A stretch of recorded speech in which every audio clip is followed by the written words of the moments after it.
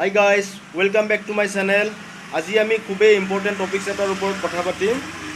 আজিকালি বেছিভাগ মানুহে এণ্ড্ৰইড ফোন ব্যৱহাৰ কৰে আৰু আপুনিও যদি এণ্ড্ৰইড ফোন ব্যৱহাৰ কৰি আছে তেতিয়াহ'লে আজিৰ এই ভিডিঅ'টো আপোনাৰ বাবে খুবেই ইম্পৰ্টেণ্ট হ'বলৈ গৈ আছে। আমি দৈনন্দিন ব্যৱহাৰ কৰি থকা মোবাইলত আমাৰ সেফটিৰ কাৰণে আমি সিকিউৰিটি লক বা প্যাটাৰ্ন লক কৰি থৈ দিওঁ। কিন্তু সমস্যাটো তেতিয়াহে হয় যেতিয়া নেকি আমি সিকিউৰিটি কোডটো পাহৰি যাওঁ বা মোবাইলত কি প্যাটাৰ্ন লক মাৰিছিলোঁ সেইটো আমি পাহৰি যাওঁ। তেতিয়া আমি উপায়হীন হয় মোবাইল দোকানত বা মোবাইল সাৰ্ভিস চেণ্টাৰৰ ওচৰত 200-300 টকা খৰচ কৰি মোবাইল লকটো আমি খুলিব লগা হয়। কিন্তু আপুনি জানেনে সেইখিনি কাম কোনো ধৰণৰ পইচা খৰচা নকৰাকৈ 1 টকাও খৰচ নকৰাকৈ কোনো ধৰণৰ মোবাইল দোকানত নোযোৱাকৈ বা কোনো ধৰণৰ সাৰ্ভিস চেণ্টাৰত নোযোৱাকৈ আমি ঘৰতে সেইখিনি কাম কৰিব পাৰোঁ। এইখিনি কাম বহুতে জানে কিন্তু যিসকলে নাজানে তেওঁলোকৰ বাবে অলপ সুবিধা হ'ব বুলি আজিৰ এই ভিডিঅ'টো বনাইছোঁ।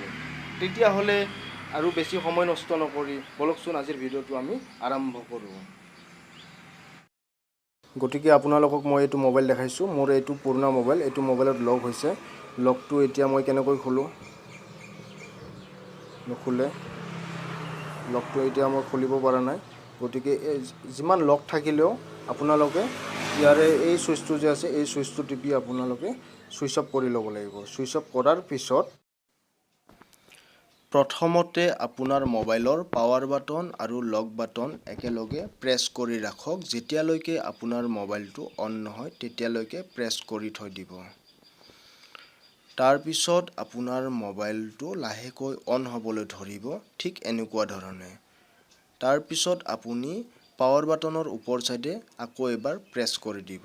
তাৰপিছত আকৌ এনেকুৱা ধৰণে এখন পেজ খোল খাব। ইয়াত আপুনি বহুকেইটা অপশ্যন দেখা পাব।